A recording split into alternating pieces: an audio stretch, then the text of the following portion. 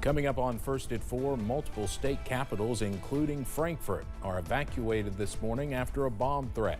Where the threat came from and how many states were involved. Plus, tensions are rising across the Middle East after a pair of deadly attacks in the past 2 days. Who's behind the bloodshed? Plus, the forecast turns active by this weekend. Those details on the way as Mountain News First at 4 starts now. Dedicated to Eastern and Southern Kentucky, this is WYMT Mountain News First at 4. Good afternoon, I'm Steve Hensley. First at 4, school safety has always been a priority for school systems. However, it's on the minds of many now more than ever. WYMT's Olivia Calfee was with Perry County school officials as well as law enforcement today, learning about new plans for the system. Olivia. School safety has been on the rise across the nation, and that includes right here in the Commonwealth. We've seen recent new legislation, some even requiring SRO officers in every school across the state. And recently, Hazard Police Department Major Zach Miller proposed a new idea that comes in the form of technology to the Perry County School Board that he says can enhance safety and make a huge difference across Perry County schools. Typically, the Faro scanner is used for crime scene mapping, and accident reconstruction. But my contact through Faro had emailed me a couple of stuff, and I seen school safety on the email. And so he sent me a couple of files back, and it showed like 3D scale models of the schools.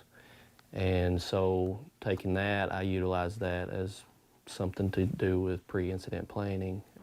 Miller says a few members of the Hazard Police Department will be receiving training on the new technology starting next week. But for now, I am reporting in Perry County. Olivia Calfee, I'll send it back to you. All right, Olivia, thank you. We'll have much more about the Faro scanner and Perry County school safety coming up tonight at 6. Lawmakers were forced to evacuate from the state capitol this morning after the Kentucky Secretary of State's office received a bomb threat. The Capitol building was evacuated out of an abundance of caution. Officials say the email sent to the Secretary of State's office claimed there was a bomb in the building. Governor Beshear shared on social media that everyone was safe, and later the all clear was given. Kentucky is just one of 23 states to receive a threat this morning. State capitals in Connecticut, Michigan, Georgia, and Mississippi were also among those evacuated for similar threats. Well, Governor Beshear will give his annual State of the Commonwealth address tonight. It will start at 7 p.m. in a joint session of the Kentucky State Senate and House of Representatives. The address will be streamed on the governor's Facebook and YouTube pages. We'll also have a recap tonight at 11. We are tracking some cloudy and cool conditions across the mountains on this Wednesday afternoon. Let's take a live look from Rowan County from I-64 over in Moorhead. And you can see we are cloudy, also chilly. That temperature at 37 degrees over in Moorhead at this hour. Most of us in the upper 30s and lower 40s, up to 42 in Harlan, 41 for Manchester, and 38 for Jackson, also Pikeville at this hour. So we are a little bit cooler on this Wednesday thanks to those clouds. Now the radar is trying to show possibly a few flakes or maybe a few areas of wintry mix close to the Kentucky, Tennessee, and Virginia borders, but I do think most of that is evaporating before it hits the ground. But we stay cloudy as we go into this evening, and as we zoom out, we are tracking two different cold fronts, one close to Cincinnati and one close to Chicago. Now these are weak, but possibly a few snow flurries by late tonight, also early on Thursday, as this weather system begins to push off to the south. But that weather system will bring some more cool weather as we go into your Thursday, and temperatures top out tomorrow below average in the upper 30s and back in the lower 40s for some areas, but low temperatures this evening back in the upper 20s as you wake up on Thursday. So we are tracking some more cool weather, but all eyes on the weekend, timing out that weekend forecast in just a few minutes. Steve? Cameron, thank you. Tensions are rising in the Middle East following a pair of deadly attacks during the past 2 days. One attack happened in Iran, the other in Lebanon. CBS's Ian Lee has the latest. The death toll in Iran is rising after 2 explosions rang out during a ceremony marking the 4th anniversary of a key general's assassination by the U.S. Satellite images show thousands had gathered to remember Qasem Soleimani when the attack happened. Iranian state television says more than 100 people were killed and over 200 injured.